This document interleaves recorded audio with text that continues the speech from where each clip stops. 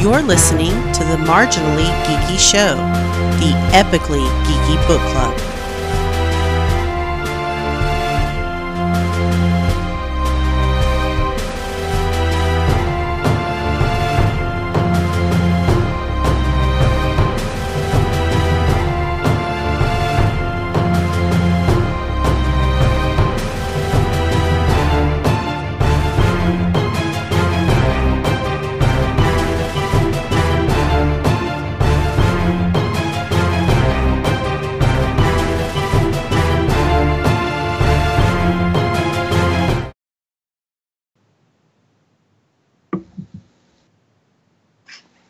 Greetings, and welcome to the Marginally Geeky Show. I'm your host for the evening, Eugene Stevens. Tonight I'm joined by Chris and Ray.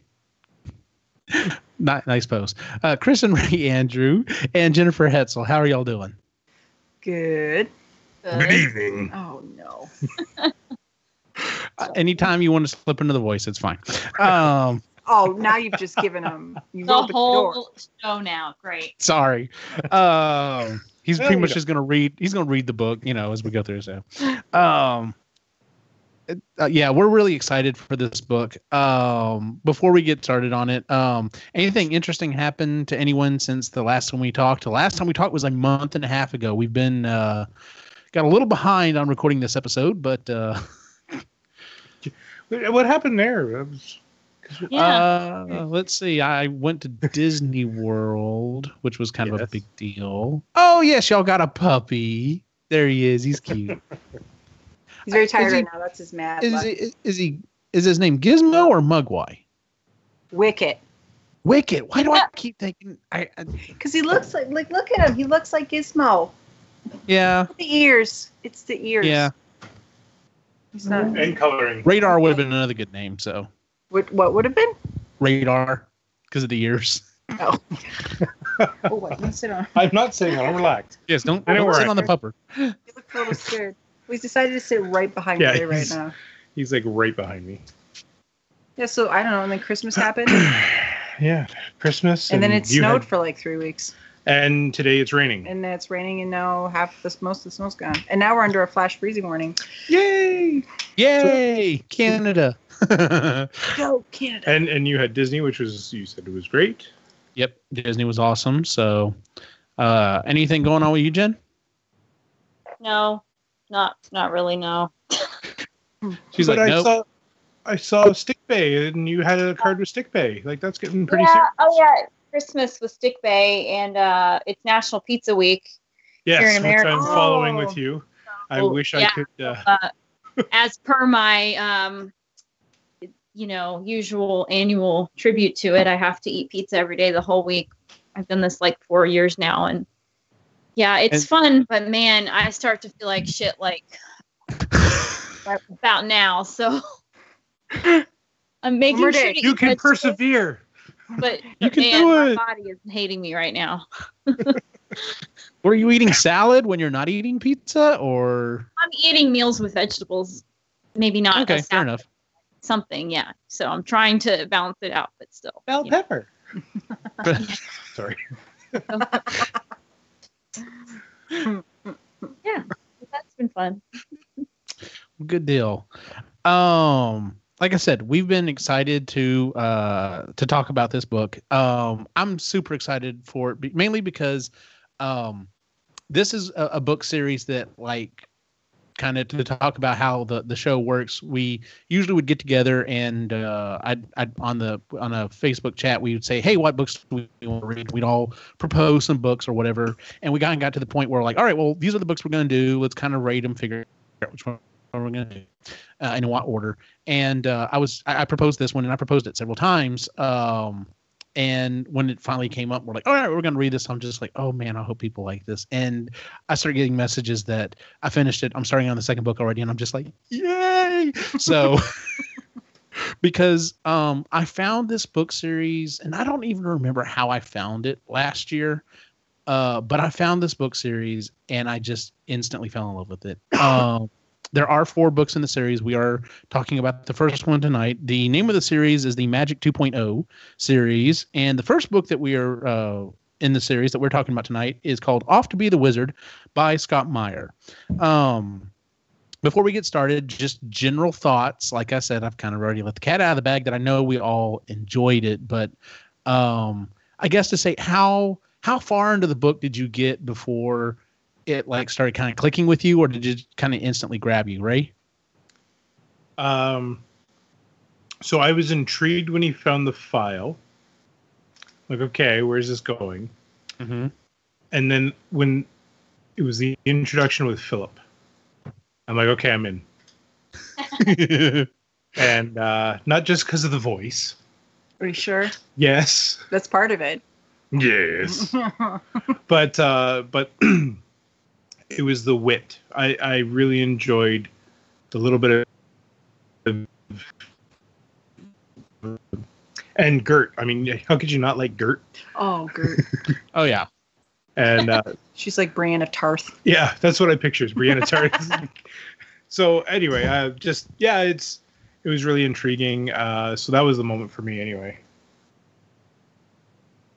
What about you? What about you, Chris? The same, because when I heard Off to Be the Wizard, I'm like, this got something to do with Oz. Yeah. Like I was that's what I thought. That's what I thought too. Yes, and it's So I was pleasantly surprised when he started talking about this file and he started adjusting his height, and I'm like, oh. And then when he went to see Philip and just Philip, the whole smackdown of that whole thing, I was just like, oh, I'm gonna like it. Especially the behold. Oh yeah, that. yes. And then Philip just slaps his ass and it's like, oh. What about you, Jen? Yeah, pretty much the same. I wasn't, like I said, the biggest fan of Marty at the beginning, and Philip was probably my favorite character. So meeting him was kind of what did it for me after, okay, now I can kind of see a story developing. Before it was kind of like, okay, what's going to happen? Yeah. He's just being a stupid kid, spending money, blah, blah, blah. Mm-hmm. I will say, I also really enjoyed the FBI agents. Oh, yeah. They're hilarious. Yes. All right. Well, let's just go ahead and dive into it. The book, like I said, is called Off to Be the Wizard. It starts off with Martin Banks. He's a just kind of an average run-of-the-mill guy. He's really into computers, and he has kind of a dead-end job. Sounds familiar to a lot of people. But late one night, he's just kind of, goofing off on the internet. He's a bit of a hacker, but never really calls himself that. And he finds this file tucked away on this server somewhere, deep inside, this company or whatever.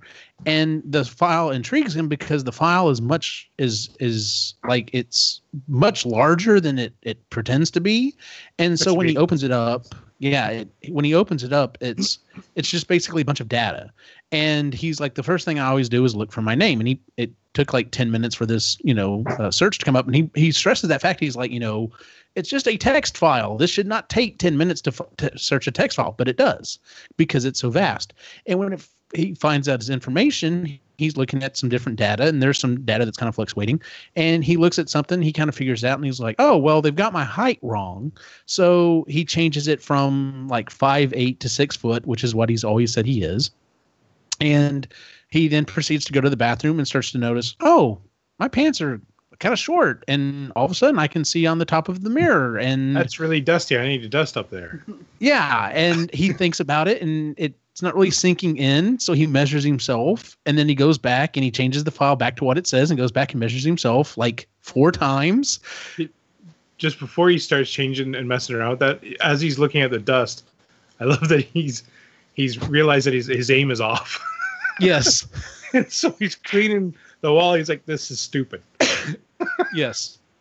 Because it's late at night. I think he said he's had a couple of drinks or whatever. So he's just like, this is not happening, and is freaking the fuck out about it. Mm-hmm. And then proceeds to start playing with the file and figures out he can do certain things, that this file literally controls the universe. It controls everything in the universe. Some of the numbers are easy to figure out. Some of them aren't. But like he figures out a couple of things. Number one, he figures out longitude and latitude. He can actually teleport himself. So he does that. He's not very smart about it, and he teleports himself to Boston Market, not wearing any shoes and not without his house keys. but he figures out he can teleport. He also figures out that he can time travel, but only backwards. You can't travel forwards for some reason, but you can travel backwards. And when he does this, he proceeds to, number one, he realizes that he's not as good looking as he thinks he is, which he figures that's kind of a letdown. But he's frumpy. He's frumpy, yes. And kind of confused and not very attractive. But he ends up going back again, ends up playing poker with himself. And he didn't find it very enjoyable because he kept losing. And so whenever he gets to that point where he goes back, he enjoys it more this time because he can kind of remember some of the hands and he wins everything. So anyway, he also figures out that he can adjust his bank balance simply by changing a number. So he thinks about it and he's like, all right, so here's my plan. I basically can control my life using this. I'm going to I'm going to lay low. I'm not going to screw anything up. I'll just dump a little money in here in my bank account here and there. Nothing big. I'm not going to do something stupid like give myself like $1 billion. But I'll just go to work and knowing that, I can do this. Life should be fine. So he proceeds to go to work and he justifies it because he's like, it's not illegal. Exactly. It's not illegal. Not stealing anything. No. Technically true, but yes. Well, as another character later on in the story says, it's not illegal yet. But so he goes to work and proceeds to figure out that, yeah, this is stupid. Why would I waste all my time on a job that I really don't care about? So he proceeds to quit his job and he gets looking around his apartment and it's not really that great now that he's looking at it with these fresh eyes as to what could be. So he, puts a little money in his bank account, buys some new furniture, and he can't really get it into his car. So he had to buy a new car and he's setting up his new computer on his furniture. And he's like, that's stupid. Why would I set up a new computer? He didn't buy the car he leased it or financed it so that, oh yes, it's at least realistic. Exactly. Yes. I'm sorry. I forgot about that. So he proceeds to buy a new computer and sets it up and he's in the process of buying a few other things and he gets back to his apartment and there's a dark sedan parked there with some very gruff looking guys. And it's at this point we're introduced to two FBI. Well, they're not FBI. Treasury. They're from the Treasury, but you would think they're FBI, but they're from the Treasury. And what is their name again? I forgot. Murphy and Miller. Murphy and Miller, yes. And they are the classic good cop, bad cop. And they're asking him, where did he get this money from? Oh, I'm sorry. I forgot a very important part. So before she starts getting in too deep on this, he does think ahead. He does have the forethought to think, all right, if I screw this up, what can I do? And he thinks about it and he's like, what if I just went back in time far enough that maybe I could use this, these powers that I've given myself and which he's controlling all through his cell phone. Yes, which he's controlling through his cell phone. And it's kind of magic. I'm kind of doing magic. When could I go back in time where I'm not immediately going to be burned as a witch and magic's kind of oh, well, magic's the thing. So he settles on, he finds a book on Amazon and does a quick brief read through of the synopsis. And it's like, all right, well, I'll go back to medieval England. And he sets it up on his phone so he's got an escape plan in case things go south. So anyway, he gets picked up by these Treasury agents, and they're asking him how he, deposited these 3 large sums of money into his bank account with no deposit slip and no access and no nothing. This money has just appeared. So he proceeds to get his phone back from them so he can show them how he did it and teleport himself back to his apartment where there are other agents that are waiting for him. They're going through his stuff. So he basically runs out and jumps in the car and proceeds to take them on a very slow, slow chase to his parents' house where he arrives. He teleports out of the car, trying to throw them off, but they find him. So he ends up running into the house, running into his bedroom, throwing on his Malfoy costume, which everyone mistakes that he wore in college or whatever, and proceeds to go back to medieval England. So he shows up near the cliffs of Dover, not quite there because he didn't really account for continental drift or erosion. He's not really 100% sure. He's just glad he picked the spot he picked, because if he had picked a little further the other way, he would have appeared like really far, hanging out over nothing. And so he proceeds to try to walk to the nearest town, and comes across some guys, and, they take him for what he thinks is, he assumes they think he's a wizard. And then he meets a young lady that's on a cart, and she doesn't seem scared of him. And she knows that he's a wizard. She's like, well, obviously from your clothes, you are a wizard. And her name is Gwen. She's the seamstress at the local town of Leadchurch. And the name of the town is interesting because it gets the name from the church, which is literally covered in lead. That everybody likes to touch. That everybody likes to touch, and kids And like to lick. Yeah. But they try to persuade the kids not to lick the church. It makes them sick. Yes.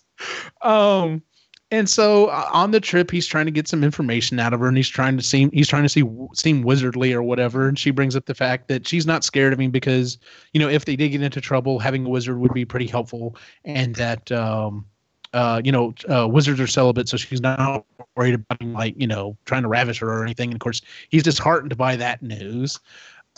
Which I find is hilarious now, because I forgot about that part. Yes, Knowing what I know now. Once you get further into the books, yeah.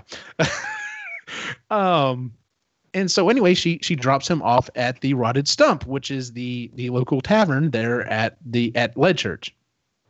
And so he proceeds to go in and tells what is the guy's name who runs the Rotted Stump? It's Nope. Pete. Pete runs the Rotted Stump because he literally has a stump for one arm. And he meets Pete, and he's like, hey, I'm a wizard, and if I demonstrate my powers, would you give me free room and board and a meal tonight? And Pete's like, well, if maybe it would have been smarter for you to say you weren't going to demonstrate your powers.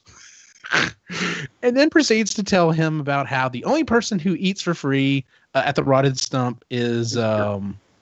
Is who? Gert. And Gert is about the size of a bus. And Gert walks up and he's like, how about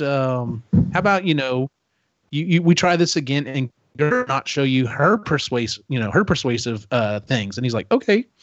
So it's at this point that they send for the town wizard, and he's like, all right, obviously this guy's a charlatan. This guy's, trying to be a mystic or whatever. I'm sure, I'm going to show this guy up, and who knows, maybe I can take over his role and things won't be so bad. So they send for the town wizard, and the wizard shows up, and his name is Philip. And Philip walks in. Philip's very cheerful. He's, oh, hey, you're another wizard. That's awesome. That's great. And he's like, can you see you do your powers? Yeah, can you do anything to prove it? And so he offers to produce see-through material, which is a plastic bag. See-through fabric. And they're like, can you produce more of the see-through fabric? So he's like, sure. So they throw him into a little closet, and he uses his phone. He pops back to his parents' house, where he runs out real quick. Now, he's able to jump back in time pretty much so to his parents. Literally, he ran into his bedroom, shut the door, and like a half second later, the door opens back up, and now he's wearing this Malfoy costume and asking about heavy-duty saran wrap. And he runs out, and he grabs the saran wrap, and he goes back into the into his room, pops back in time, proceeds to put the saran wrap like kind of into his hood or jacket or whatever, and then starts pulling it out through his sleeves, and goes out and produces this see-through material that everybody has to pull out. And Philip's really amazed, and he's like, that's really awesome. We have a lot of stuff in common. Maybe we should go back to my place and we can talk about wizardly things. And he just kind of throws an attitude. He's like, whoa, I'm a real wizard. Why don't you show me your power? And Philip's like, all right. Okay, listen, yeah, we're both wizards here. We don't really need to kind of go into this. And he just keeps pushing the subject. So Philip tells him, all right, fine. If this is the way things are going to be, let's go outside and have a wizard's duel. Basically, You show me a power and I'll one up that, and we keep going until the other one can't do it. So he had programmed in his phone a crude way of hovering, which was basically resetting his altitude at 3 feet 10 times per second. But because it's not constant, he basically kind of vibrates in air, which is what Ray was doing earlier with the voice. So he goes outside and he pulls out his phone, and it's kind of like an old school dual voice, and pulls out, secretly hides his phone and begins to hover. And he's doing his, well, Philip, can you beat this? And Philip says, I'll try. And his staff glows, and this huge ball of light surrounds him, and he flies up in the air, and he does like multiple spins and comes back down and is like really showing some awesome ass magic. And at this point, he knows he's been beaten and he's trying to run away, but he's still hovering in air, so he really can't get anywhere. Yeah. And at this point, Philip basically takes his wand, or takes his staff, and proceeds to hit him like a hockey puck into the forest. The next thing you know, he wakes up and he's in Philip's hut.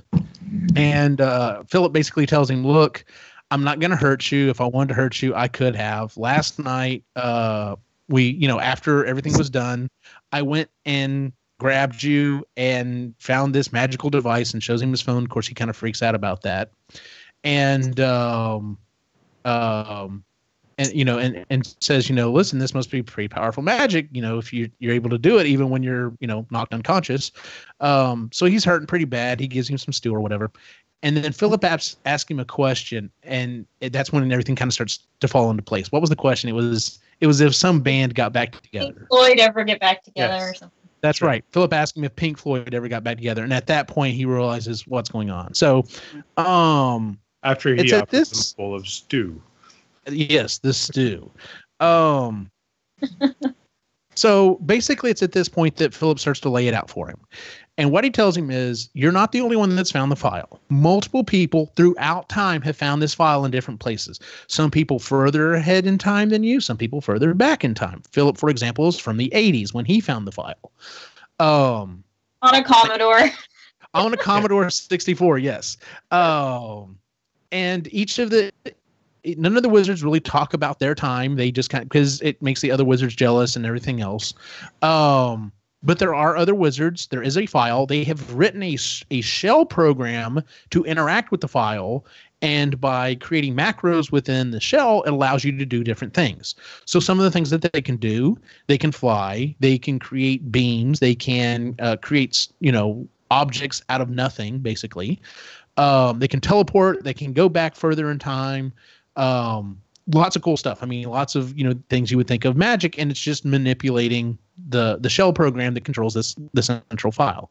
What I found funny about that whole thing is Martin thought before he went back there, he was the first and only person to have discovered this incredible file, and there's hundreds of people all over the time. Yeah. Some of the things he tells him is there's groups of wizards. A lot of them are centered here in this time, but there are wizards in the Far East in different times. Most female wizards all tend to go to Atlantis, and he's like, Atlantis is real? And he's like, well, yes and no. There is an Atlantis, so yes, it's real in that perspective. And I don't know when he starts talking about this. I think it's later in the book. But one of the things they talk about is he asks him about polluting the timeline, and there's no simple answer for it. Basically, nothing you do in the past affects the present. Right. And they don't know why. They don't know if they're running. One theory is that Philip tells him about is that when they access the file, it's rendering a separate version of the world that they're now in, as opposed to quote unquote the real world, which that's not really satisfactory to a lot of people. Some people believe at some point during history, something happens and fixes everything, which a lot of people aren't happy with that idea either. But nothing that they do really seems to affect the future. So that's one of the other things about it. But he tells him, he's like, all right, so here's how it's going to go. You're going to become my apprentice. I'm going to teach you how to use the shell. There's going to be a test. We're going to make sure that you're a decent guy. You're not going to do anything you shouldn't do with the shell, to hurt anyone or anything like that. And then you're going to take a test. And if you pass the test, we're going to give you full wizard powers. And you can be immortal. You'll never have to be hot or cold again. Basically, the world is your oyster. If you fail, though, you have to follow rule number 1. We'll get to rule number 1 in a second. But yeah, so as long as you pass the test, then it's going to be awesome, dude. If you fail the test, we're going to tie you up naked, send you back to your time, and basically let whatever happen, because I'm guessing, like most of the rest of the wizards, you kind of got in a bit of trouble before you came back here, huh? And he's like, oh yeah, I kind of got in trouble, doing money or whatever. And Phil's like, yeah, most of us kind of are in the same thing. He didn't really tell him exactly at that point what he did. Or no, he did tell him. He does tell him. He said he had a Pontiac Fiero, and he proceeded to basically make it perfect. Like, it never ran out of gas, it never broke down or anything like that. And they're like, he's like, well, how did you get caught doing that? And he goes, well, Pontiac contacted me like a year after it was made, and it was like every single one has had to go in for major problems. Mine's the only one that hasn't, and they want to buy it back and figure out what they did right. Yeah. Why is that one okay? Yeah, exactly. So, but yes, so he's like, you don't really have a choice in this. You're either going to do this or you're not. And he's like, oh, sure, no choice is, great. So he's like, sure, I'll be a wizard. So it's at this point he starts going through his training, and yes, we get to rule number 1. What's rule number 1, Ray? Don't make the obvious joke. Say it in the voice. Go ahead. I don't know if I can. Don't make the obvious joke. About your wand or your staff. So that's one of the things he tells him. He's like, basically the way the shell works is you have to be wearing a wizard robe with certain dimensions, like certain dimensions around the cuffs of your hands. Yep. You have to be wearing a hat with certain dimensions on the hat, and you have to be holding either a wand or a staff that also meets certain dimensions. So they go out, and the next day they decide they're going to go out, and they decide they're going to start working on his staff. So they start looking for the staff, and he's answering some questions about the shell. Philip's staff is basically just, it's a long stick, and it's got this bottle on the end of it that's got this kind of red, orangish liquid in it. And he's like, what is it? And he's like, well, I tell the locals it's dragon's blood, but it's actually Tabasco. And so he's like, well, what are you going to put on yours? And Martin thinks about it, and he ends up popping back in his original time and comes back, and he ends up making his staff. It's a staff as well, and he has a silver bust of Santo, the luchador wrestler. Yeah, wrestler. Yes. So that's going to be on the head of his staff, and it's at this point. Let's see here. So they go to me, and he's like, all right, well, I'm just going to give you one of my old robes, and you can wear it for now, but we need to go get you some proper robes made. So he takes him, and they go back to meet Gwen.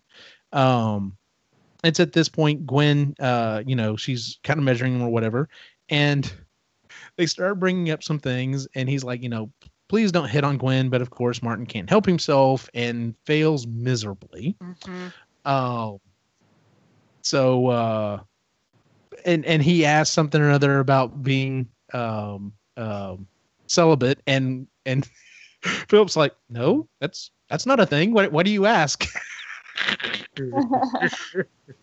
So basically find out that Gwen, was kind of messing with him. So, but she decides, she takes the measurements, and she's going to decide on what would be the best robe for Martin. He's like, just trust her. Gwen's great. She knows what she's doing. While they're in there with Gwen, there are some locals there from a nearby town, and they come in, and they're complaining that the clothes that they're wearing have stretched out, and they want them fixed, and they want them fixed for free. And she's kind of like, yeah, it's fine. She's like, unfortunately, I fixed one person's, and of course they blab to everyone else, and now everyone in the town wants me to fix their stuff, and so she's a little downtrodden about that. And then they and after they're done with her, they got to go talk to the clog or the cobbler. They have to go talk to the shoe guy. So yeah. So they start. And at this point, so Philip starts explaining to him what his job is. He's like, he will have a job. You're going to be a wizard. He's like, now, basically, the whole thing to being a wizard is you have to look wizardly. You have to do wizardy things, which is basically just picking a simple job, blowing it way out of proportion, seeming mystical, and that's about it. He's like, oftentimes it's more work to look busy than it is to actually be busy. I have had jobs like that, let me tell you. So has Sean. Yes. So like one of the examples is they go to visit this old woman who lives lives outside of the town, and she needs a goat moved from one pen to another, and oh, I'm sorry.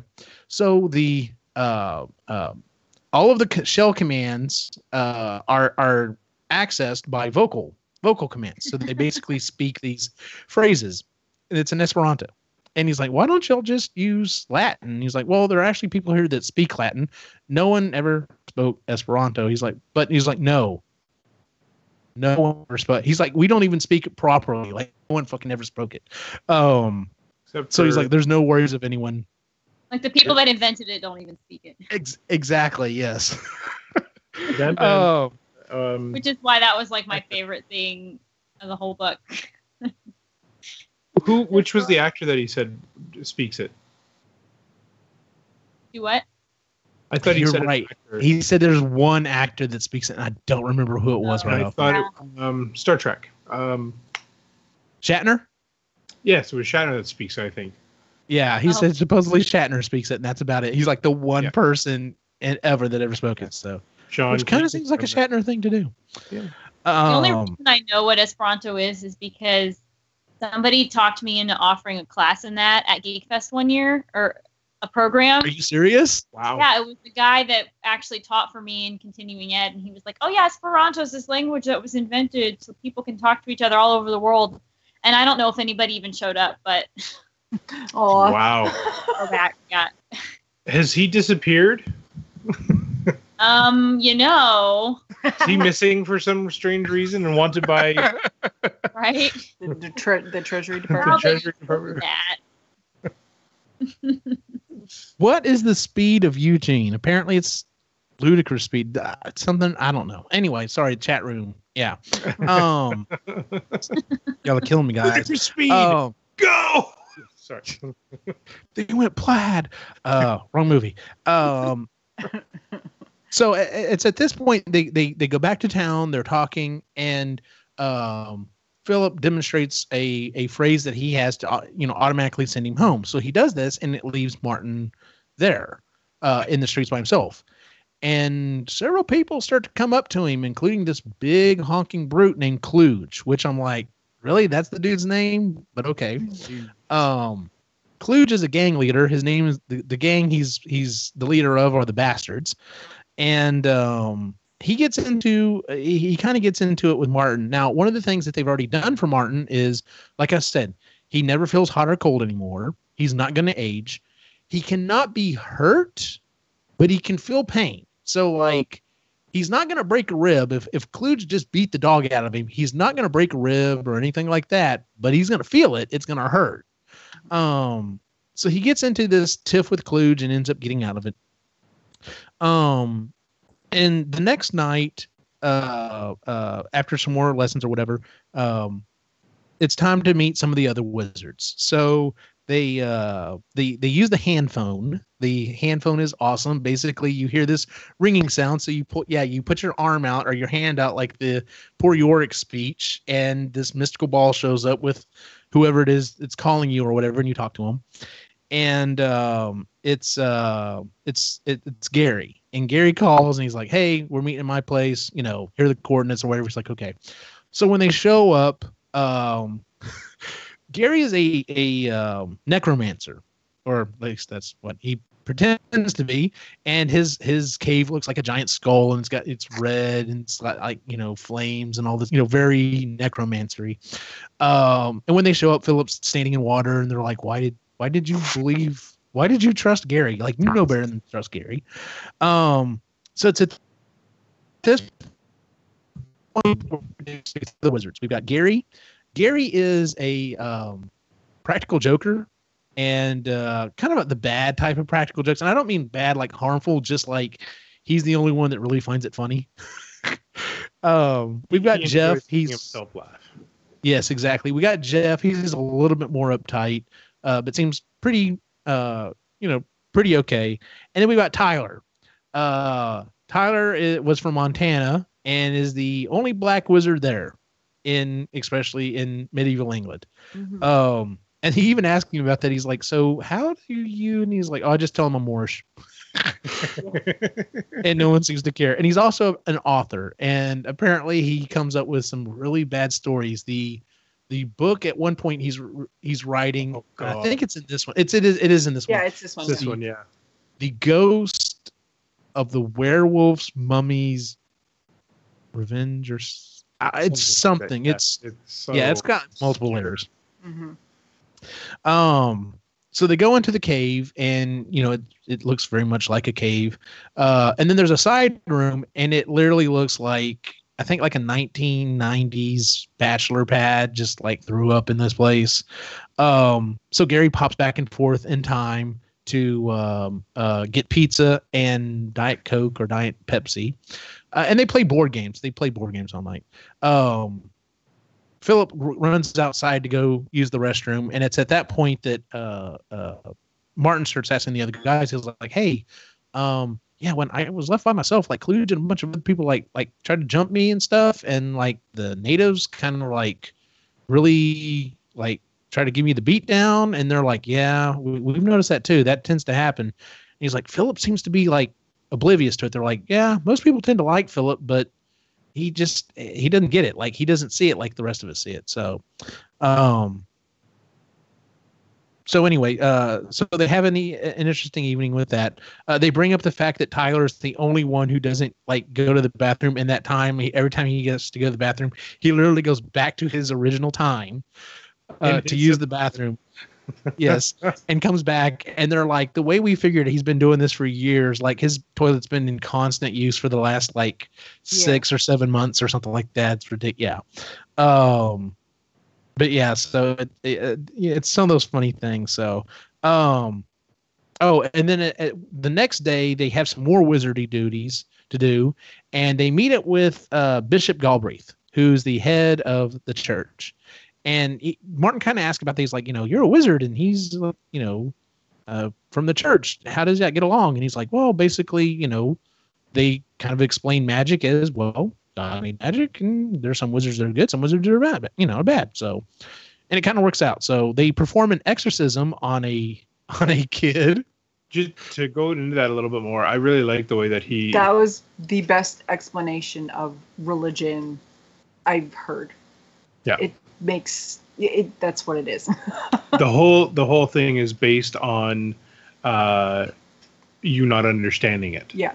And yes. And if they can't explain something, we're not meant to understand it. Exactly. Yeah, but that's God's what will. it is. That's what religion is. It makes total. That is the best definition of religion I've ever heard. Yeah, I really enjoyed he goes into it. He's like, what's to say that they're not right? Maybe this, we know that we are a computer program now. Maybe the guy that created its initials are GOD. And exactly. Maybe there is, it has only been 5,000 cycles of this program, and maybe they're right that way. So I thought that was really good. I liked that explanation. The exorcism that they do is basically what it boils down to is this poor kid lives with his overbearing father, his over nurturing mother, and his over nurturing like 3 sisters, and he's a teenage kid, and they're like, I thought you say he's possessed. Yeah, they won't leave him alone. They're like, what?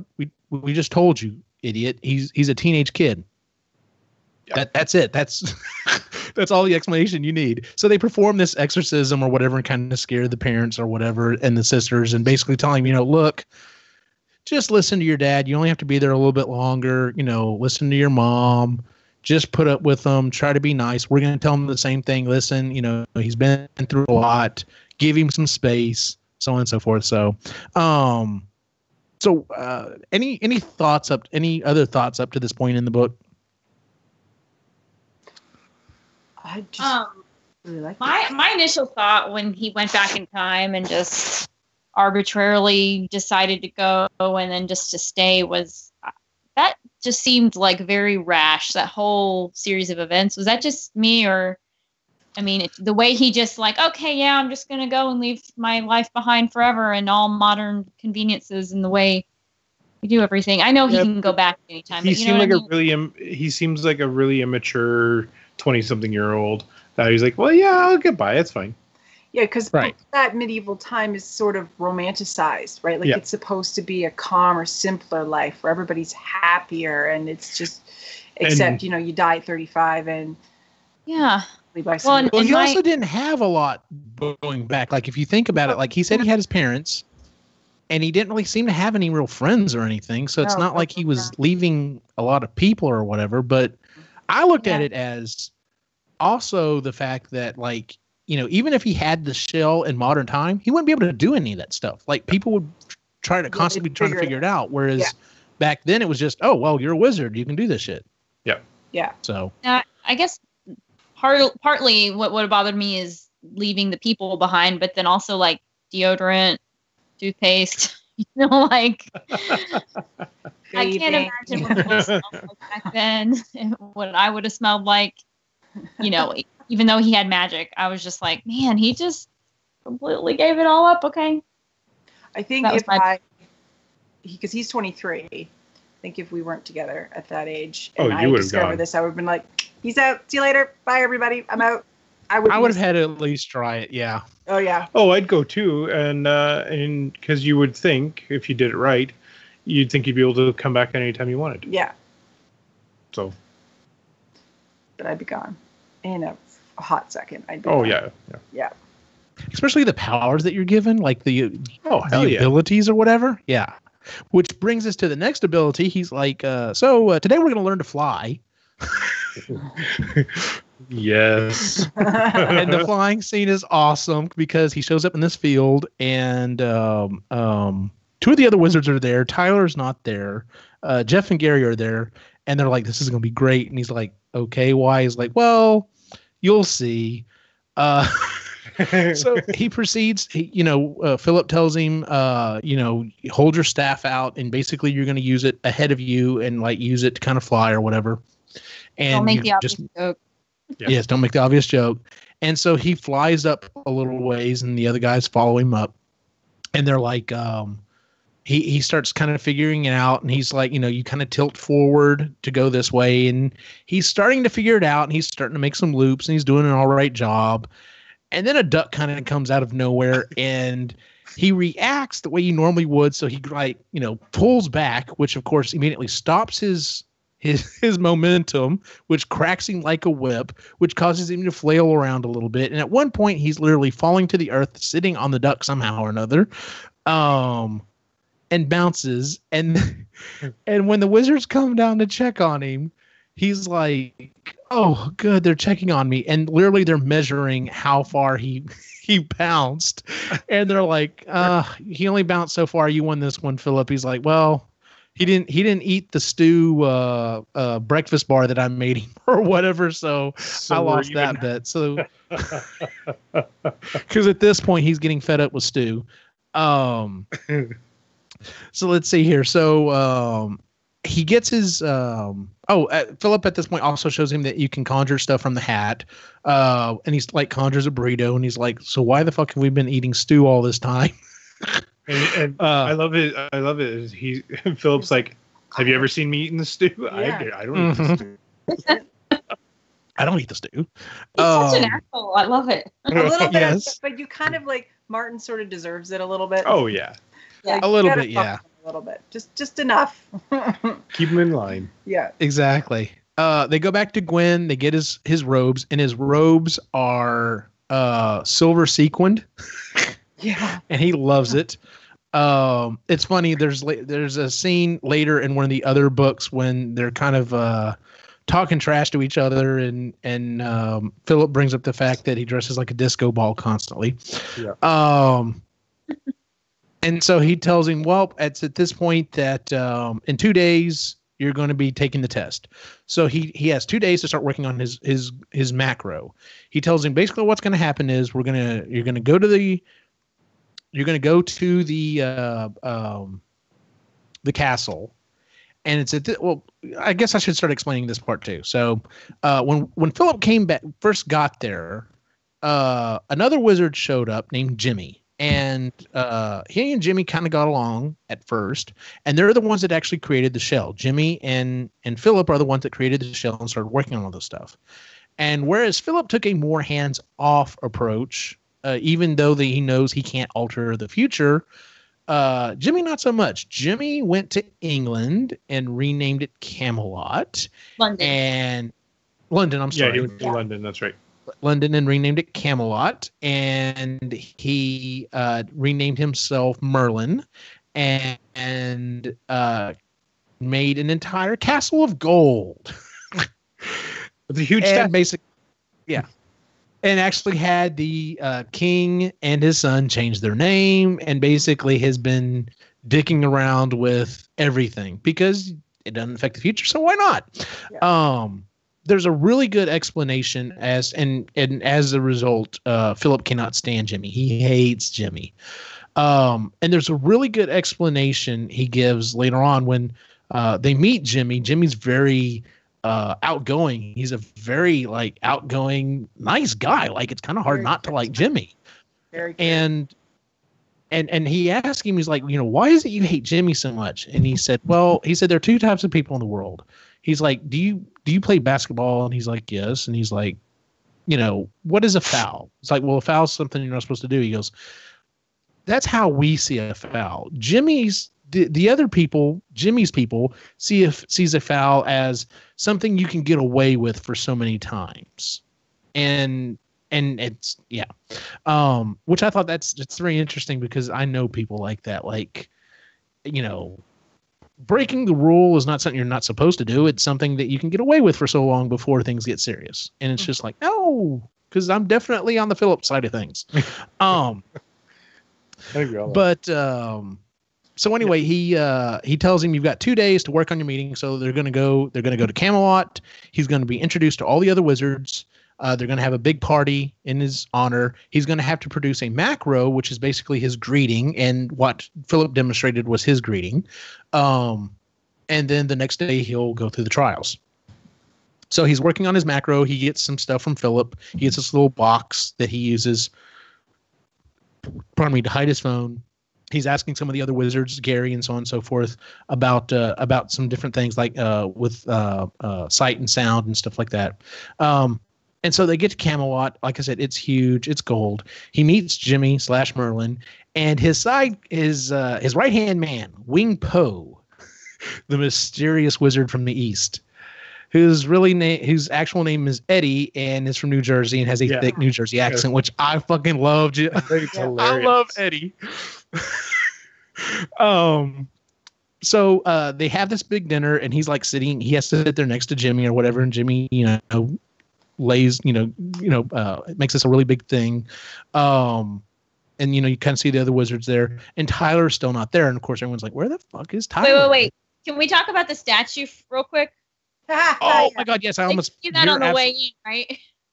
You're absolutely right. Do you want to talk about the statue, Jen?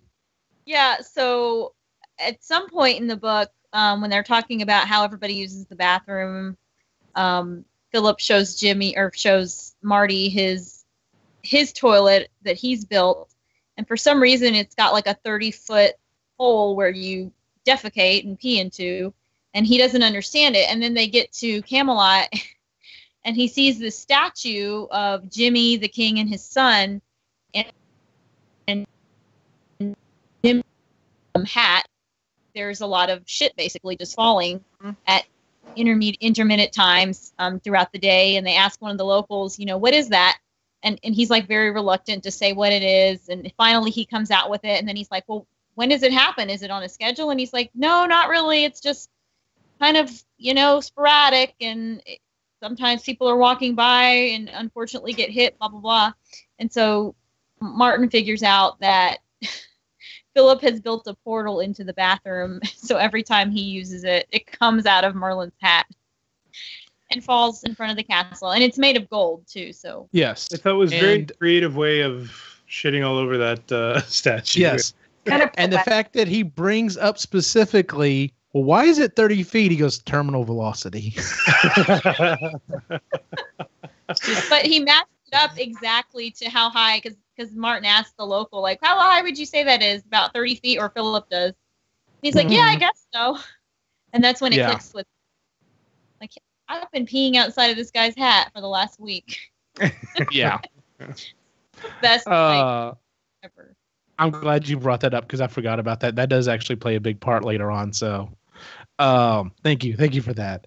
That's right.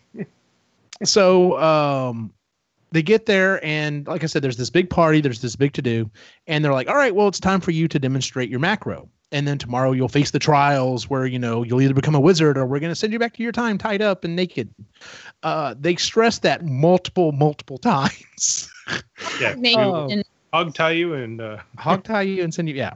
And so because it is a greeting and most of the wizards do different things kind of pertinent to their time, Martin's greeting is basically he pulls out this box that has his cell phone in it and proceeds to have this conversation with like this little imp or whatever he calls in there, and he gets sucked into the box, and then the box reappears and explodes and turns it into multiple boxes, and these boxes like hover in the air and they start swarming around, and they see Martin is inside the swarm of boxes, and then the boxes coalesce into a giant version of Martin, who lands, and then they see the boxes also start to form a large sheet of cardboard and a boombox, and Martin proceeds to start breakdancing on giant. Martin starts to proceed to breakdance on this giant thing, and they're eating it up. And whenever at the very end hits a beat, everything explodes. Everyone's clapping or whatever, and the whole time he's been sitting in the back watching the whole thing.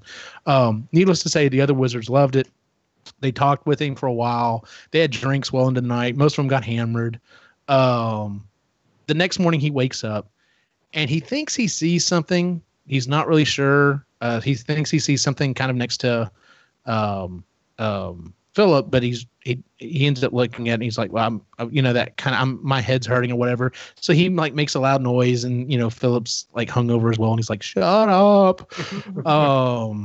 So once they kind of get themselves together, he's like, all right, well, it's time to go take the trial. Is there anything else? Any last words or whatever? And he's like, not really. He's like, okay, good. And then they literally just like appear. So all the wizards are there, and Philip even makes the comment to Gary. He's like, oh, I see you brought the extra scratchy rope. And so he's on this platform, and Gary makes this, or Jimmy makes this little speech. And everything starts to happen, and he's like, all right, it's time for the trials to begin. So Martin braces himself, and they're all watching him. And he sits there, and he's tense, and he's like, shifting his weight, kind of like he's ready, like a ninja. And he waits, and he waits, and he waits. And he's just like, all right, guys, what the fuck's going on? They're like, dude, the trials were last night, man. Like, the macro that you did, we wanted to make sure you weren't going to do anything that was going to hurt anyone. That was one of the things I forgot to say, that they do have a couple of rules that they live by. You can't perform magic on any human or animal or another wizard without them knowing. That's one of their rules. Yeah. You can't alter anyone's physical being or whatever. Yeah. And so they're like, we wanted to make sure that you wouldn't do anything like that. And previously they had talked about it. He's like, well, did anyone ever not pass it? And he's like, yes, there was one wizard that we had to send back because he created this thing called ghosting, which basically makes you invisible and not there, kind of like you're a ghost. The problem is you still feel like you need to breathe. You still feel like you need to use the bathroom. You still need to drink. So basically the entire time that you're ghosted, You feel like you're starving and drowning and suffocating all at the same time, and it's absolutely horrible. And they're like, so we banished him. So they're like, well, yeah. So you're an official wizard. So they go back to Philip's place, and Philip's like, all right, well, you're probably gonna be one in your own place, aren't you? Very soon. Don't stick around for me, Martin. I'm okay. Go. Basically telling him, get the fuck out. Go. Yeah, so he ends up getting a spot. Oh, go on. When did he see the thing with the fire? Was that not before he left Camelot? The thing with the fire. Remember, he saw someone. He thought he saw like a person. That was the thing. Well, there was two times. Remember, the first time was when he was at Philip's and he saw something else next to Philip, and then he saw like something again. Oh, I think the next time was in his place, because he ends up getting a place in Camelot, and Eddie helped him find a place in Camelot, and I think he woke up that morning, and that's when he had the second vision of it. So I don't remember that part. Okay, I thought somebody was with him when he saw it, both times, because he was like, "How did you do that?" And nobody knew what he was talking about, or something. I don't know. I don't remember. I have to go back and listen to it. Yeah, which I'm not opposed to. So anyway, he ends up he goes back. He ends up getting a place. He goes back to his own time. He grabs his bed stuff. He makes an order from Amazon and has it show up to his house. So he grabs that real quick from his parents and sets up a computer and is basically kind of settling into his new life there in Camelot. And he gets a phone call from Gary on the hand phone. So he shows up to Gary's, and Gwen's there, and she's completely distraught, and Jeff's there as well. And it's at this point that they say, basically what happened was they're like, Gwen saw something, and she proceeds to tell them the small town that she was altering the clothes for the people was called Rickard's Bend. She goes to Rickard's Bend, and everyone is dead. And they're like, what do you mean everyone's dead? She's like, everyone is dead. Dead. And so they're like, all right, well, we're going to go check it out. So all three of the wizards and Gwen go to Rickard's Bend, and they get to looking around, and they're kind of talking to each other quietly. They're like, he starts talking to Gary. He's like, Gary, all of these people seem extremely short. They're kind of short. And he's like, they look like hobbits. He's like, oh my God, yeah, that's it. They're like, obviously a wizard did this. And it's at this point, Kluge jumps out. They even say that looks like this obviously had to have been done by a wizard. Kluge jumps out, gets the drop on them, and knocks them all out. And when they wake up, they're tied to a tree. They can't talk. They can't access. They can't reach their wands. They can't reach their staffs. They can't reach anything.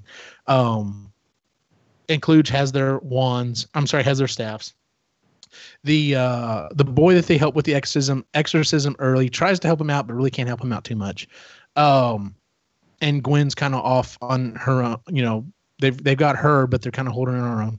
And once they wake up, Kluge comes over and basically tells them, you're going to tell me what you did and how you did it. And if you don't, I'm going to beat the tar out of you.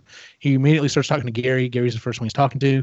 Gary's like, we're not going to talk. No matter what you do, we're not going to talk. He's like, well, if I can't get y'all to talk, then maybe I'll just, maybe I'll hurt her, and that will make you talk. And so he calls over his biggest guy. Biggest guy comes over. He's like literally twice the size of Gwen. And right before, he's basically like, well, y'all aren't going to say anything, so this is what's going to happen. And as he reaches to basically grab Gwen, she ends up pulling two magic wands out of her robe, which like is actually like a boss, because her robe is not only her robe, but it's also her hood is actually her hat. Yeah. And she proceeds to basically just fuck them up. Like she levitates Kluge like way high up in the air and is threatening to drop him and stuff. They free the other three wizards. They grab the kid and tell him that, they're going to hurt him or whatever if anyone tries to follow him or whatever. And they all teleport back to Lead Church. They let the kid go. Of course, they never meant to harm him or whatever. And they're like, you're a wizard? Oh my God, you're a wizard, Gwen? How did we never know this? And she's like, Martin, your robes are made out of sequins. Those weren't invented till the 1970s. Yeah, plastic sequins, buddy. Yes. How did you not see that coming? Yeah, how did you not get that? Yeah. Oh, And so anyway, they're having this conversation. They're like, obviously a wizard did this. And they're like, well, who is hiding something? And the first one they think of is Philip. Everyone dismisses this except for Poor Martin. Philip. That was yeah, and I felt bad for him, but the way that they wrote it, I thought was really genius, in the way that he doesn't allow anybody upstairs of his little spot. He's got a force field, so it can only be him that walks up there. They only invite you in. And nobody can even get up there. And then unless he gives you permission. Well, I guess so, but yeah. He just Anyway, so the other thing that I liked was that he'd go up there doing nothing. And it was very, very important that everybody understand that he does nothing up there. Exactly. So yeah, that was. And there's nothing up there. Yeah. There's nothing up there, and he does. There's nothing up there, and I'm not doing anything. But you can't go up there to verify the fact that I'm doing that. No. Yeah. That's right. Just believe that. I'm doing nothing. Well, everyone immediately says no. It couldn't be Philip, and he's like, guys, we have to, we have to eliminate everyone, of course. Well, but who's the only one that we know that's like not doing with anything? them? They can't find him, right? He's mysteriously disappeared at this time. Yeah. Yeah. No one can contact Philip, and yes, because he's doing nothing. Yeah, he's ignoring everybody. Yeah. So reluctantly, they're like, fine, we're going to go to Philip's place. They go to Philip's place, and they call up to him, and he comes down, and they're like, what are you doing up there, Philip? And he's like, nothing. There's nothing up there. And they're like, they tell him what's happening, and they're like, we have to see what's up there. And he balks, and he's like, no, you can't see it. And they're like, Phil, we don't want to have to do this, but we have to do this. We have to clear you. And he's like, he reluctantly says, fine, I'll let you up there. So he lets him up there. I was almost done anyway. Fuck you guys. So let's go. Yes. And so they go up there, and it literally looks like a 1980s bachelor pad. Like, he's got a Gorf machine. He's got a wet bar, and he has this Pontiac Fiero. Yep. Just, like, almost done. Like, the only thing that hasn't been done is like one of the taillights. Yeah. And he's literally like, I was literally putting the last thing together. One of the things they talked about in the book is that when you bring stuff back and forth through time or teleport stuff, it can't be too large. So if something is large and complex, you literally have to take it one piece at a time, which is obviously what Phil did. He has been going over time, back and forth through time, disassembling this Pontiac Fiero and bringing it back through time to reassemble it. Piece by piece, yeah. Piece by piece. He feels like garbage. They feel like garbage. And it's at this point they're like, well, obviously we have to do something. And as much as I hate fucking Jimmy, we have to go talk to Jimmy. And it's at this point they hear a dog barking, and they're like, what the fuck is up with this dog? Like, this dog is everywhere, and this dog won't shut up. And Philip thinks about it for a second and makes a comment and draws a circle on the ground and walks over to his computer and says, yes, and he's doing some stuff. And all of a sudden, Tyler appears. Tyler's been ghosted and is like, he needs water. He's sucking down water. He immediately goes back to his time to use the bathroom, comes back, and he's like, how the fuck did y'all not know it was me? He's like, Martin, you saw me like twice and like didn't say anything. And he's like, and you two idiots, talking to the other two guys, he's like, I've been yelling at y'all all this time. Of course, it sounds like a dog barking or whatever, but whatever. And y'all never picked up on it. He was like, I howled, and you read my book. You should have known that was the sound they made or something. Yes, of the wolf, the ghost wolf man. Or yeah. And it's at this point he tells him what's happened. He went to Rickard's Bend to get information for his next book, where he meets Jimmy, and Jimmy proceeds to tell him his master plan of turning everyone in Rickard's Bend into hobbits, and he's slowly been surely doing it over time. And that, what do you think of this idea? And he said, that's a horrible idea. I'm going to have to tell everyone else what you're doing because you're breaking one of the rules. And at which point Jimmy ghosts him. Mm-hmm. So they're like, well, we definitely have to talk to Jimmy. So they contact all of the other wizards, including the Magnuses, which I think is hilarious. I forgot about the Magnuses. Yeah. Yes. The two wizards, they're both named Magnus. Because but they get all the other wizards together. They go to Camelot. They're all wearing sunglasses because of the way the sun glints off of the fucking gold. And they're met by Eddie, and he's like, yeah, Merlin's been waiting for y'all, come on in or whatever. So they go into Merlin's office, which is a funny scene because they literally have to pile in one person at a time. So they're like, normally you'd want to storm in as a group, but because it's just a single door, it kind of takes some of the fury out of it. So they get into the office and Jimmy blatantly just says, yeah, this is what I've been doing. I have turned all the people in Rickard's Bend here into hobbits, and I'm turning these people into elves, and I'm going to have dwarfs, and they're going to have gold, and Orcs. it's Orcs, yeah. Orcs. yeah. I And it's going to be awesome. Orcs at that point yet. Do what? I don't think he mentions the orcs yet. No, he doesn't mention the orcs yet. It's the elves and the dwarves he mentions, but yeah.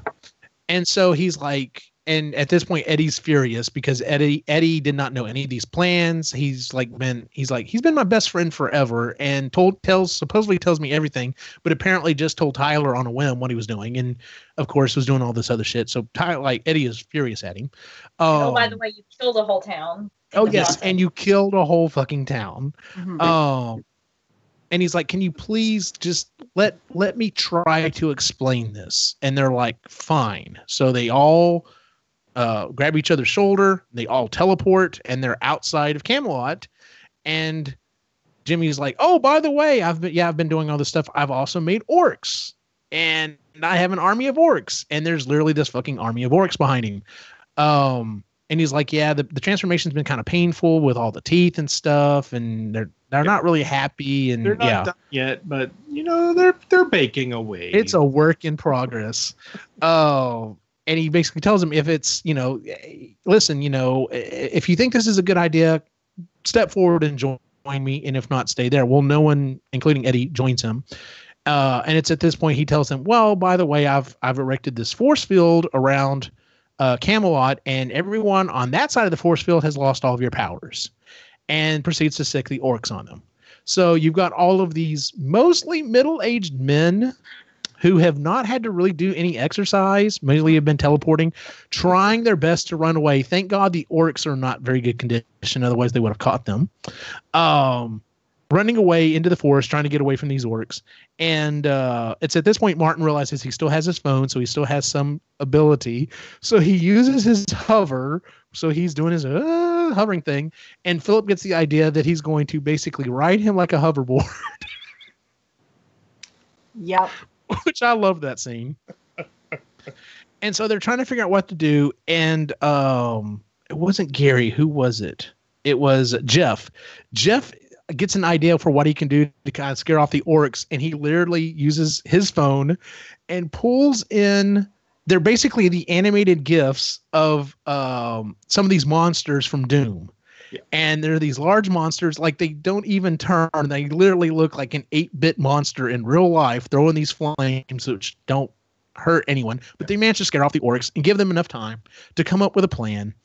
And their plan is Martin is going to basically go back. He's gonna use his phone. He's gonna teleport back to Camelot, and he's going to try to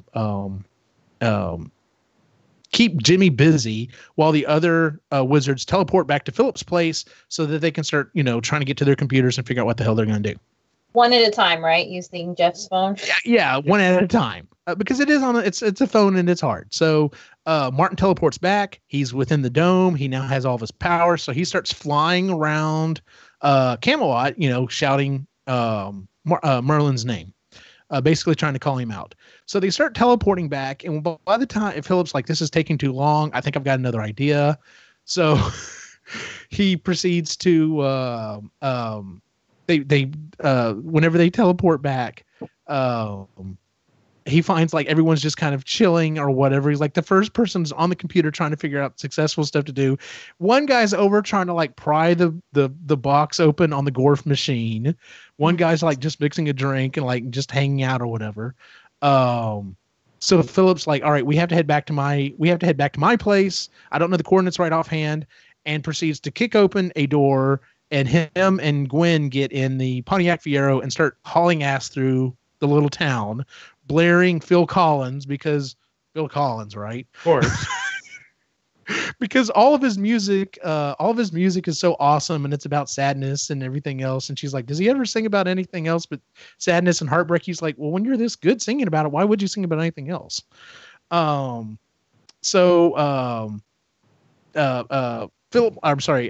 lands. Jimmy comes out to meet him or whatever. Martin transforms into his giant silver self or whatever, and then Jimmy proceeds to do kind of the same thing. He's altered the macro a little bit, but instead of boxes, it's like glowing spheres, and they have this huge battle inside the castle. And they're he's kind of taunting back and forth. Neither one of them's doing a great job of fighting each other, but Martin's definitely kind of more so on the receiving end. As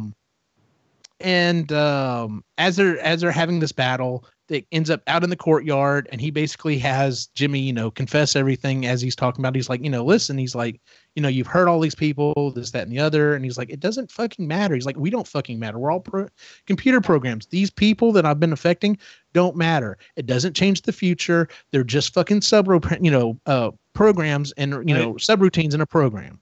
I love that he thought that, like Martin, I thought you would understand it because, you're creative, and I thought I could use you on my side. And like, how can you not see how awesome this would be? We can create whatever we want here, whatever reality we want. Yeah, exactly. So why not live in an ultimate fantasy? Yeah. He ends up knocking Martin, out to the point that like he transforms back to normal Martin or whatever. And he's like, well, there is a spell that I could just basically disappear you. And he's like, so what would you have me do? Would you have me send you back to your time? Do you want to continue living here with no powers? Or should I just kill you?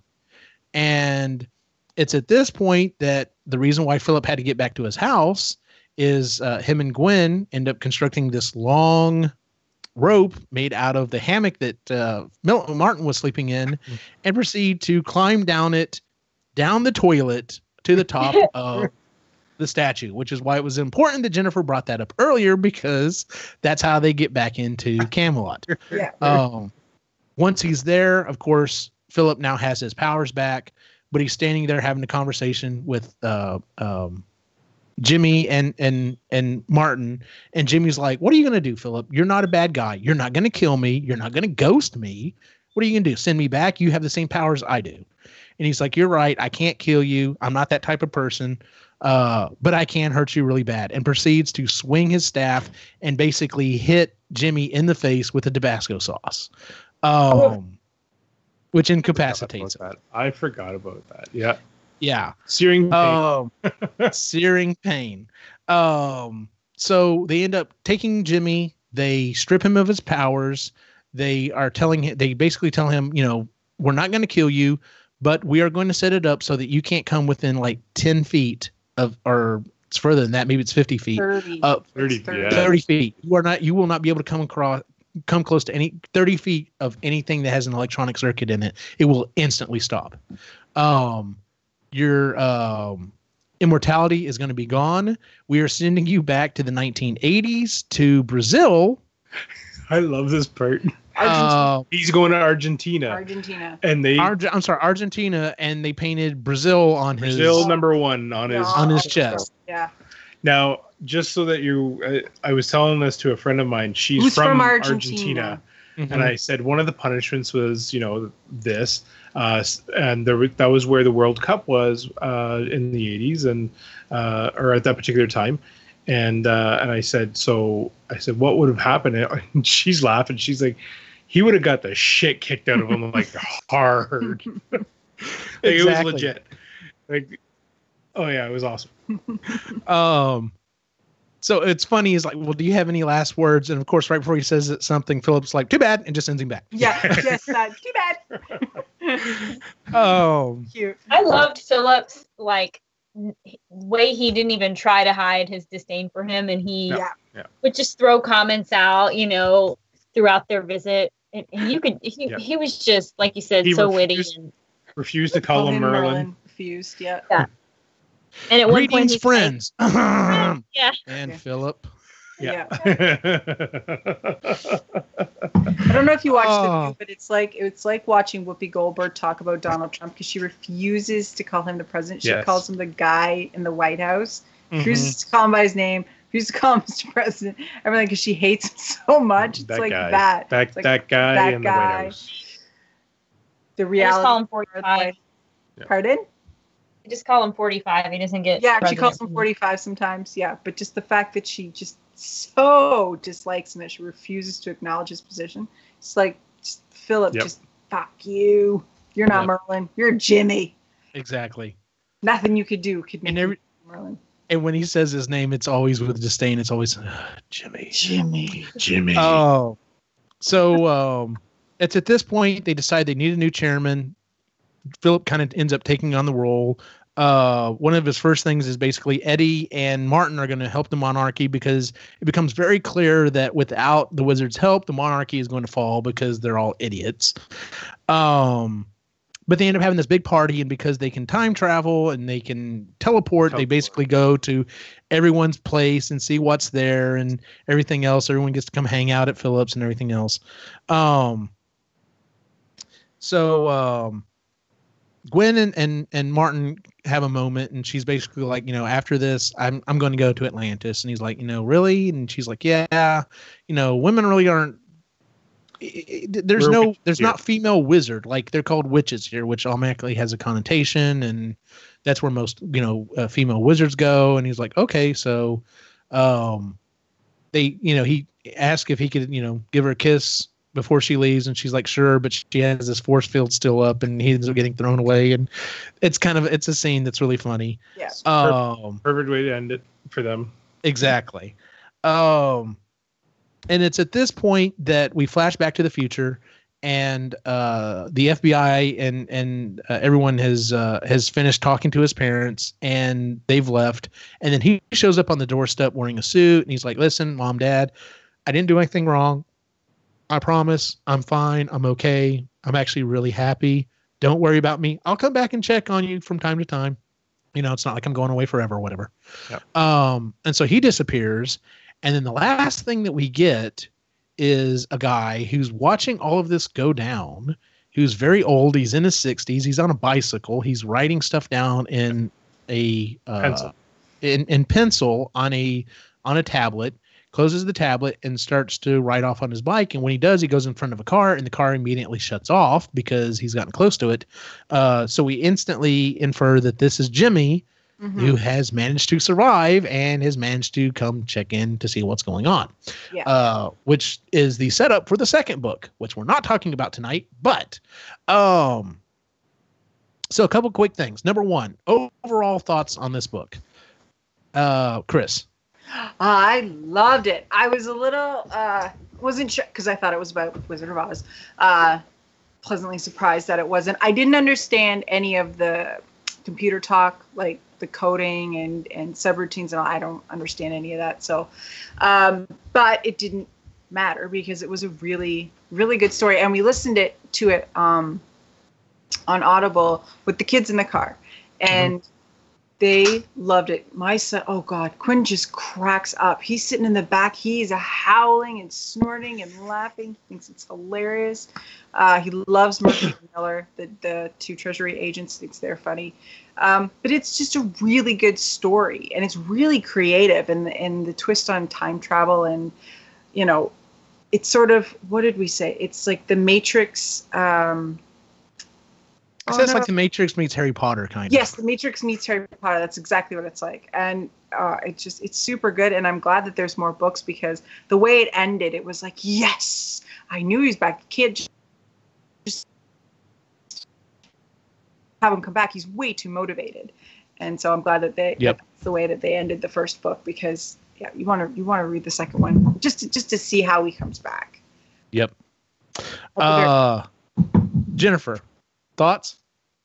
I liked it. It was very fun and different, from your typical sci-fi. And the characters, really made it enjoyable. Philip and their banter, and it wasn't just, them going through the motions. They actually had personalities and stuff. Is Ray around? Oh, he had to take the puppy out. Okay.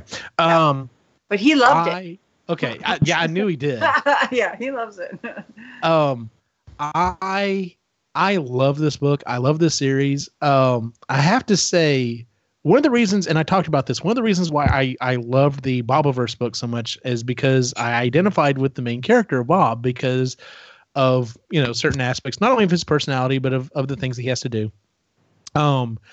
I love this book series because, let me just tell you, I really identify with this because I work at a high school. The high school is the mascot is the Knights. We are the Knights. In fact, it is when people come to the school or whatever they refer to, welcome to the castle. So if you go along with the analogy of it being a castle, of course the principal would be the king, and then you'd have, you could assign all these other roles. When you get to my position, which is the campus technologist, I'm able to, make things happen from far away distances, control things without ever actually touching them. And I have a magic box in my office that lets me make stuff out of nothing. So obviously I'm a wizard. And the fact that it's technology and it just syncs up. So I'll be honest with you. I don't know if I would have necessarily thought of going back in time to be a wizard, if I had found a file like this, but oh my God, I love this idea. So that being said, if you do find that file, can you please tell all of us before you do so? Okay, yes. Oh, no, absolutely. We're going back, baby. It's going to be awesome. We're sticking in that immortal drive. I'm not dying. Oh, yeah. No. I'm sorry, to get into the more technical aspect of this story, how is it that this file just exists on all these different servers? Yeah. They're never a phone company, and I don't know. It was just there on all these servers. Who's maintaining it? Where's it? How's it populating in these places? And that's why Philip says, it could be a name, could be a guy named God. Sure, we can. Sure. Because they don't know. Yeah, because in the second book. We're introduced to a new character, and he finds it in the 1970s. Yeah, on a magnetic reel. Yeah. 1973. Yeah. Roy. Yeah. Roy. Yes, and I'm sure Roy will become more important later. Yeah. Oh, he has to. Roy continue. Yes. Yeah. So. And before computers, this file is just there and nobody can find it. It just, I guess so. Yeah, it almost makes you wonder if somehow or another someone finds it, maybe in a book. Eventually, they find it in a book or something. Sit and some other way. Oh my God, that would be awesome, actually. Yeah. So just somebody they erase a little piece and write something down, and something changes. Yeah. Who knows? Book. Oh shit.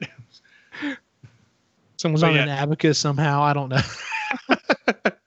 I had a couple of quick questions I had to ask you because you especially because you brought up the fact, if I happen to find this file, can I make sure to tell y'all? So this goes right along with that. So let me just ask you, what color is your robe going to be? See, I like the trench coat that is discussed in the second. Roy's trench coat? Yeah, that's pretty awesome. Yeah. I would probably have to do something like that. And then, you know what I would also look forward to big time? It would be 68 degrees all the time. Yep. See, I'm thinking, I don't know. Part of me wants to say dark blue crushed velvet. I think that would be an awesome robe. All right. I would go to Atlantis. I'd just hightail it right there. Oh, yeah, I know you would, especially after hearing about it. Everything's made of diamond, and oh, yeah. Yeah. That's not even why, I don't think. Oh, well, that too, That's hilarious. There's that. Who doesn't want a little Ampex in their life? I don't know. That doesn't seem bad. There you go. What about you, Jen? Are you gonna sport a robe, and if so, what color is it gonna be? Yeah, I mean, I'd have to change it up though. I can't wear the same thing all the time, and I'm pretty extra, so I want a bright color.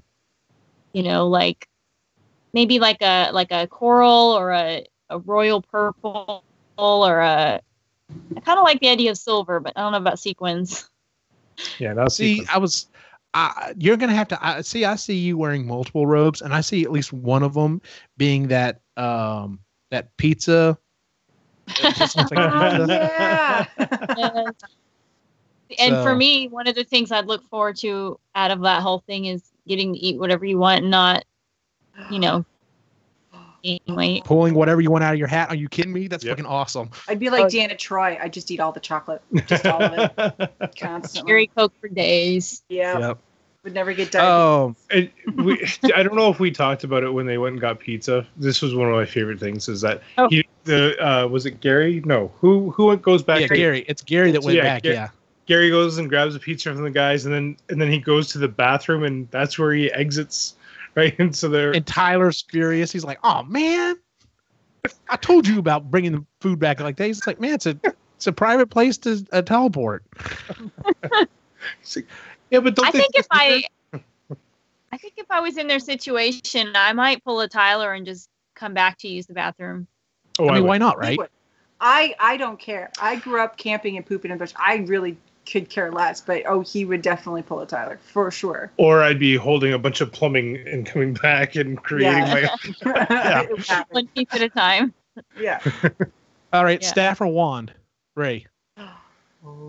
I would have to do the staff. Yeah, Donatello. That's Donatello, that'd be awesome.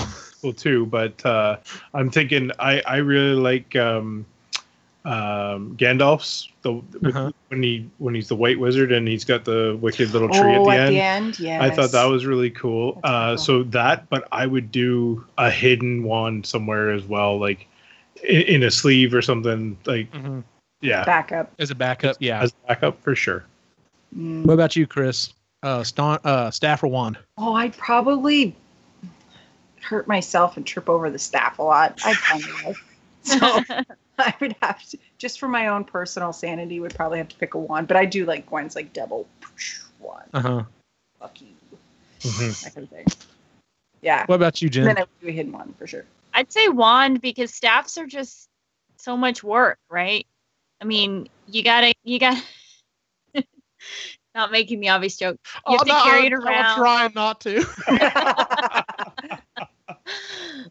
But You gotta like lug it around, and it's just so much easier to carry a little wand, and yeah. Plus, how many times did they get in trouble because they lost their staff, or they couldn't, they couldn't get to it? And a wand, you can hide it on you, or light True.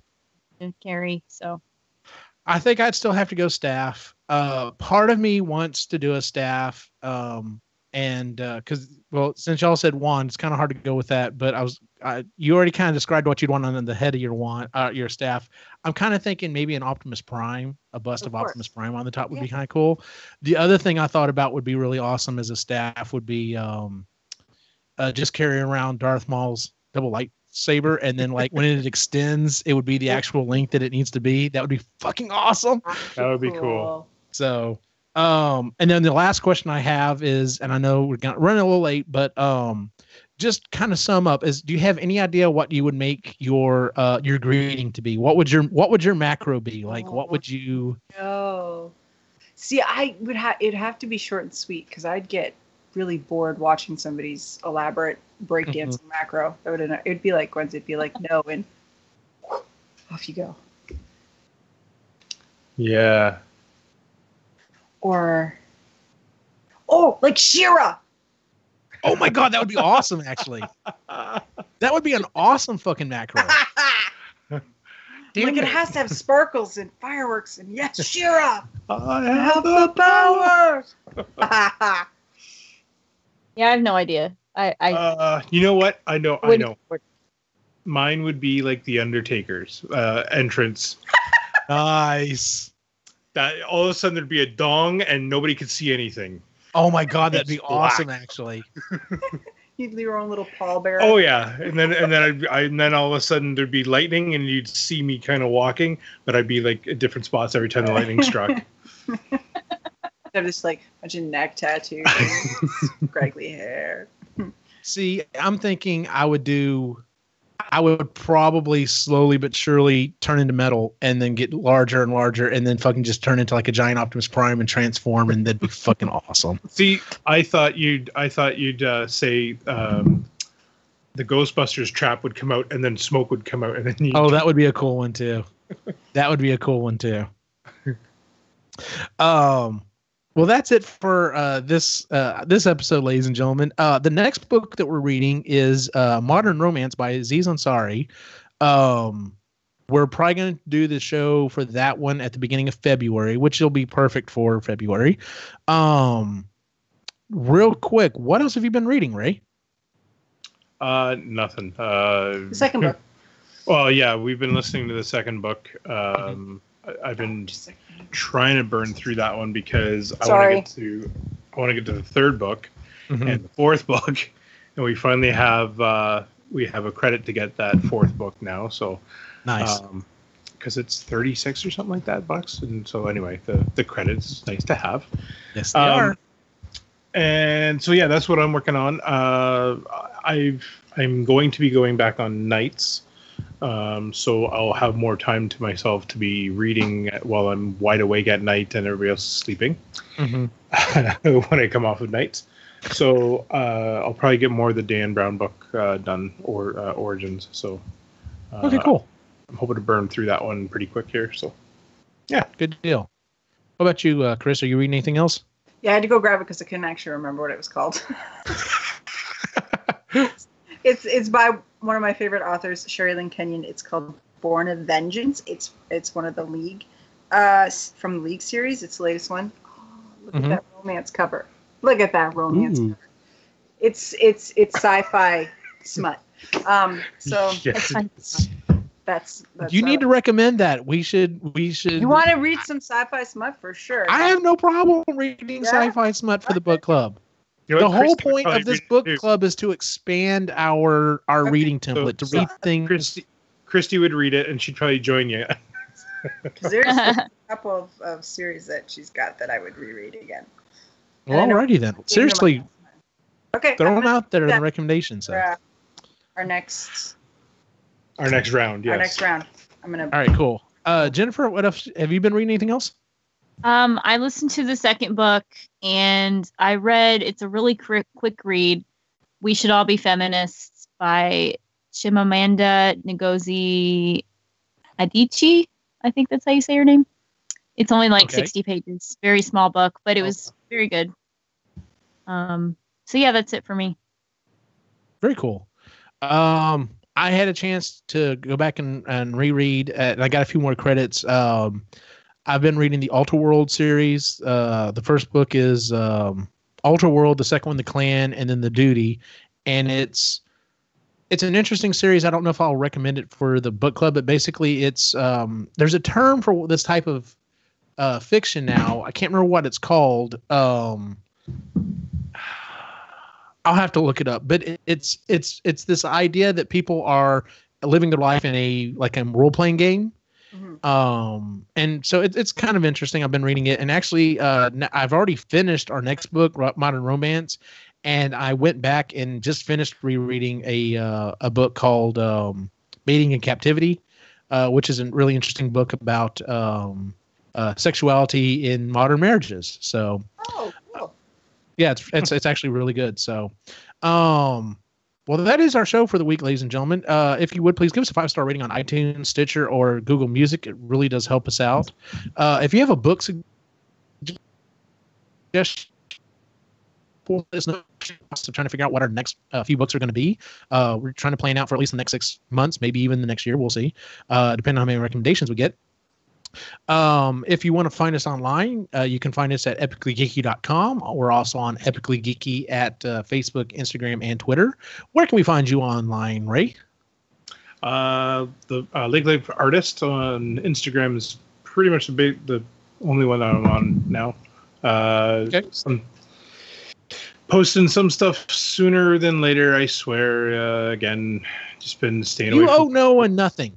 Just tell them I'll post when I feel like it, damn it. Okay. Someday. We can find we can find Chris at epicallygeeky.com. Yes. Where can we find you, Jen? Instagram and Twitter at Het's Gonna Be Me. And you can follow my individual wacky adventure online at Optimus Gene on Facebook, Instagram, and Twitter. For everyone on the site, have a good night.